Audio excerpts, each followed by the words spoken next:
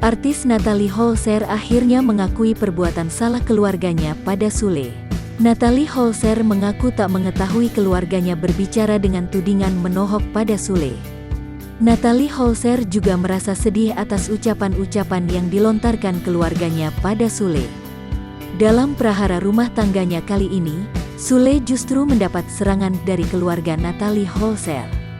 Sule bahkan dituding memiliki ilmu hitam oleh paman Natalie, Rudy Holzer. Belum lagi oma Natalie, Nettie Holzer, yang bahkan menyebut pihaknya sudah menyiapkan pengacara untuk perceraian Sule. Sule mengaku sudah memaafkan semua ucapan keluarga Natalie Holzer. Walaupun ia mengakui bahwa pernyataan-pernyataan Natalie Holzer sangat menyakitkan. "Saya untuk mencoba memberi pengertian dulu sama kerabat saya, doakan komunikasi saya lancar," kata Sule. Kini giliran Natalie Holzer yang buka suara.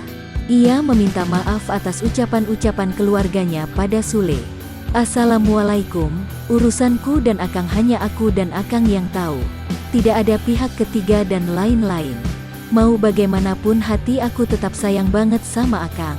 Saya minta maaf untuk keluarga saya yang sudah berkoar-koar tanpa saya tahu sedih sih kenapa keluarga harus begini," tulis Natalie Holzer di Instastory.